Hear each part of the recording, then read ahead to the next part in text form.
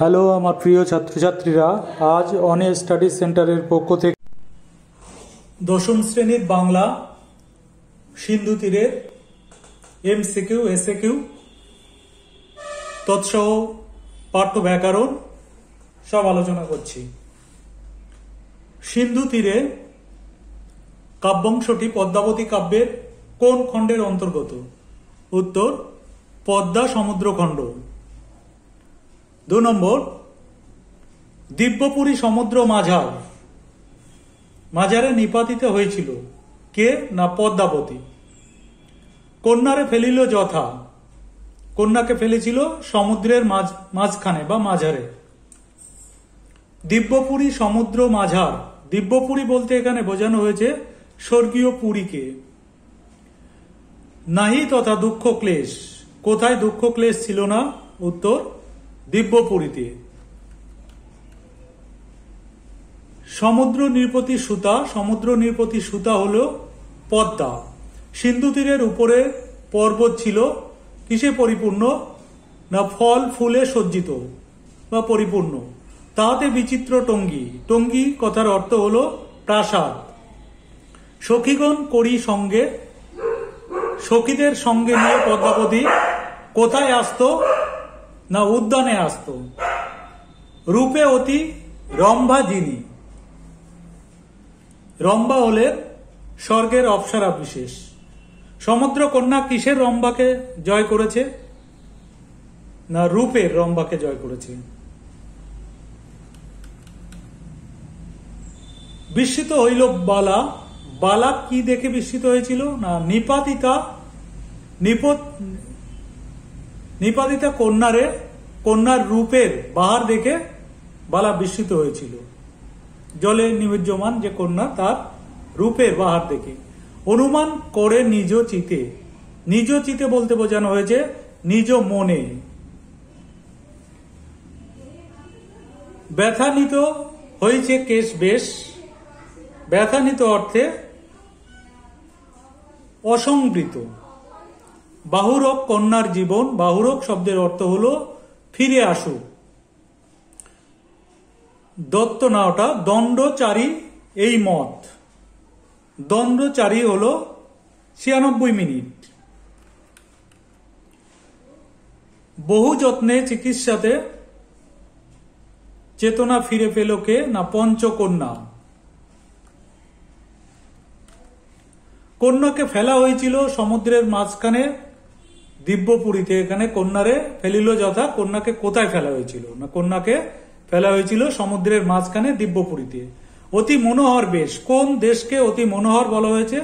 সমুদ্রের মাঝে দিব্যপুরীকে অতি মনোহর দেশ বলা হয়েছে।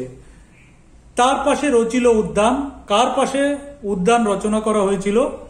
সমুদ্র তীরে যে বিদ্যাস্থান ছিল তার উপরে ফল ফুলে সজ্জিত পর্বতের পাশে উদ্যান রচনা হয়েছিল। তাতে বিচিত্র টঙ্গী, কোথায় বিচিত্র টঙ্গী ছিল? সিন্ধু তীরে।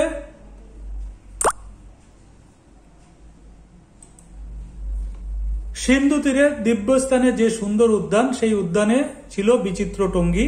তথা কন্যা থাকে সর্বক্ষণ। উদ্ধৃতাংশে কার সম্পর্কে কথাটি বলা হয়েছে? উদ্ধৃতাংশে রূপকথার সমুদ্র কন্যা সম্পর্কে কথাটি বলা হয়েছে।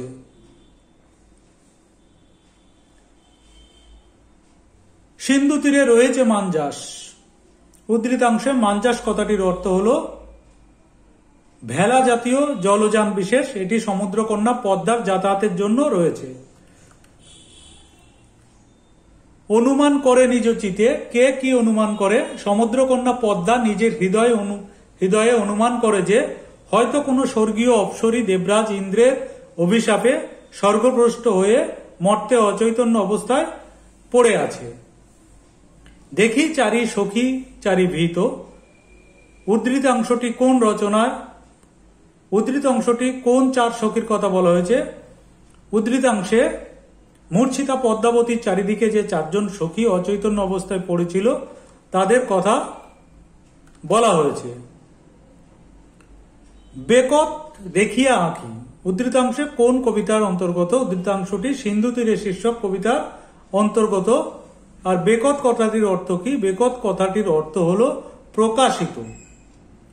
মোহিত পাইয়া সিন্ধু ক্লেশ কথাটির অর্থ সমুদ্রকন্যা পদ্মা মূর্ছিত পদ্মাবতীকে দেখে অনুমান করেছেন যে হয়তো সমুদ্রের প্রবল ঝড়ে নৌকা ভেঙে সমুদ্র ক্লেশে পীড়িত হয়ে অচৈতন্য অবস্থায় পড়ে আছে। বাহুরক কন্যার জীবন, বাহুরক কথাটির অর্থ কি? কোন কন্যার জীবন সম্পর্কে কথা বলা হয়েছে? বাহুরক কথাটির অর্থ হলো ফিরে আসুক অচৈতন্য কন্যা পদ্মাবতী সম্পর্কে কথা বলা হয়েছে। বিধি মোরে না করো নৈরাশ উক্তিটি কার? এর এরূপ উক্তির কারণ কি? উক্তিটি সমুদ্রকন্যা পদ্মার সে স্নেহপ্রবণ মন থেকে অচৈতন্য পদ্মাবতীর চেতনা ফিরিয়ে আনার জন্য যে চেষ্টা করেছে তার থেকে যেন সে বঞ্চিত না হয়, চেতনা ফিরিয়ে আনাটাই তার মুখ্য প্রত্যাশা, তাই সে এমন উক্তি করেছে। উদ্যানের মাঝে নিল পঞ্চজনে বসনে ঢাকিয়া, কে কাদের উদ্যানের মাঝে নিল? সমুদ্রকন্যা পদ্মার নির্দেশে তার সখীরা অচৈতন্য চার সখী সহ পদ্মাবতীকে উদ্যানের মাঝে নিল। পঞ্চকন্যা পাইলা চেতন, পঞ্চকন্যা কিসের চেতনা ফিরে পেল? সমুদ্রকন্যা পদ্মা তার সখীদের নিয়ে অচৈতন্য পঞ্চকন্যার বহু যত্নে সেবা শুশ্রূষা করে চেতনা ফিরিয়ে আনলো। চিকিৎসেমু প্রাণপণ কৃপা করো নিরঞ্জন এ আবেদন কার? সিন্ধু তীরে কবিতাংশে এ আবেদন পদ্মার। সখীরা অচৈতন্য কন্যার কতক্ষণ চিকিৎসা করেছিল? সখীরা অচৈতন্য কন্যার 4 দণ্ড ধরে চিকিৎসা করেছিল। এরপরে কারক বিভক্তি। সিন্ধু তীরে দেখিয়া দিব্যস্থান, সিন্ধু তীরে অধিকরণ কারকে এ বিভক্তি। তার পাশে রচিল উদ্যান, উদ্যান এখানে কর্মকারকে শূন্য বিভক্তি। তুরিত গমনে আসি, এখানটা একটু ভুল আছে, পরেরটা বলছি। বিস্মিত হইল বালা, বালার কর্তৃকারকে শূন্য বিভক্তি। পঞ্চজনে বসনে ঢাকিয়া পদটি হলো করণ কারকে এ বিভক্তি। এরপরে সমাস। অতি মনোহর দেশ, মনোহর মনকে হরণ করে যে উপপদ তৎপুরুষ সমাস। সিন্ধু তীরে, সিন্ধু নামক তীরে মধ্যপল্লবী কর্মধারায় সমাস। ইন্দ্র সাপে, ইন্দ্রের দ্বারা সাপে কর্ম তৎপুরুষ সমাস। বিদ্যাধরী, বিদ্যাকে ধারণ করে যে বা যিনি উপপদ তৎপুরুষ সমাস। এরপরে মহৌষধি, মহ যে ঔষধি কর্মকারক এই কর্মধারায় সমাস। এরপরে বাক্য। অতি মনোহর দেশ জটিল বাক্যে, দেশটি যা ছিল তা অতি মনোহর। সিন্ধু তীরে রয়েছে মাঞ্জাস জটিল বাক্যে, যেখানে সিন্ধু তীর সেখানে একটি মাঞ্জাস রয়েছে। কিঞ্চিত আছয় মাত্র শ্বাস জটিল বাক্যে, শ্বাস যা ছিল তা কিঞ্চিত মাত্র। পিতৃপুরে ছিল নিশি, নানা সুখে খেলি হাসি, এটি একটি সরল বাক্য। অতি মনোহর দেশ নাহি তথা দুঃখ ক্লেশ, অস্তত্বক বাক্যে পরিণত করতে হবে এটি। এটি দুঃখ কষ্ট বিহীন অতি মনোহর দেশ। এরপরে বাচ্য। পঞ্চজনে বসনে ঢাকিয়া কর্মবাচ্য হবে পঞ্চজনের দ্বারা বসনে ঢাকা হইয়া। এরপর এটা অনুমান করে নিজ চিতে ভাববাচ্যের রূপান্তর। অনুমান করা হয় নিজ চিতে। কন্যারে ফেলিল যথা কর্মবাচ্যে, কন্যারে যথারীতি ফেলা হলো। তথা কন্যা থাকে সর্বক্ষণ, এটি কর্তৃবাচ্যে আছে। পঞ্চকন্যা পাইল চেতনা, ভাববাচ্যে করতে গেলে পঞ্চকন্যার চেতনা পাওয়া হলো। আবার কিছু কারক। কন্যারে কর্মকারকে র বিভক্তি, সিন্ধু তীরে অধিকরণ কারকে এ বিভক্তি, উদ্যান কর্মকারকে শূন্য বিভক্তি, কন্যা কর্তৃকারকে শূন্য বিভক্তি, পিতৃপুরে অধিকরণ কারকে এ বিভক্তি।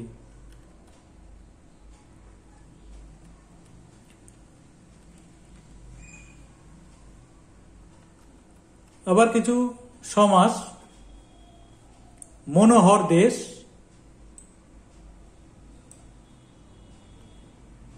মন হরণ করে যা, মনোহর, এটি উপপদ তৎপুরুষ সমাস। এরপর একটা সমুদ্র নৃপতি, সমুদ্রের নৃপতি। সমুদ্র নৃপতি কি হবে? সমুদ্রের নৃপতি, এটা সম্বন্ধ তৎপুরুষ। তারপরটা সিন্ধু তীরে, সিন্ধু তীরে কি হবে? সিন্ধুর তীরে, সম্বন্ধ তৎপুরুষ সমাস। এরপর এটা পিতৃপুরে, পিতার নির্মিত পুর, পিতৃপুরে হচ্ছে পিতার নির্মিত পুর, মধ্য পল্লবী কর্মধারায় মহৌষধি। মহৌষধি কি হবে? মহন যে ঔষধি, উপমান কর্মধারায় সমাস।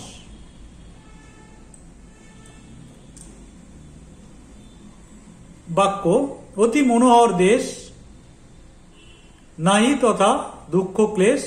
সরল বাক্যে পরিণত করতে গেলে দুঃখ ক্লেশহীন অতি মনোহর দেশ।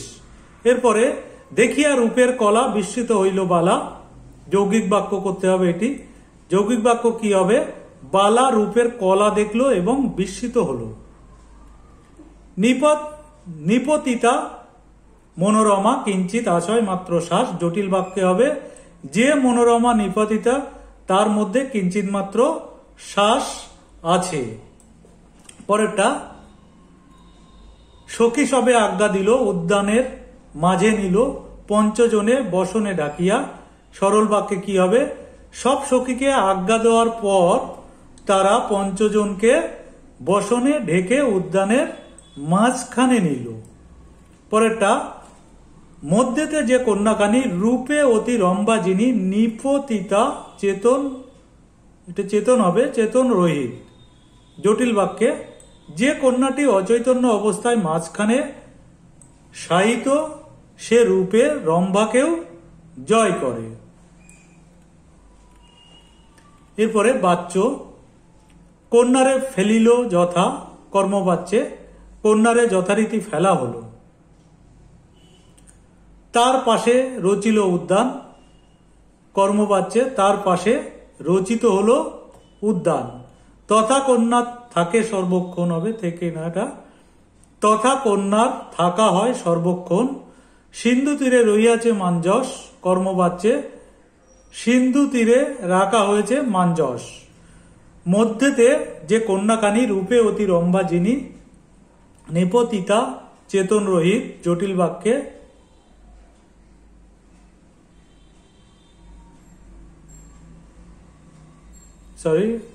এই পর্যন্ত। নমস্কার।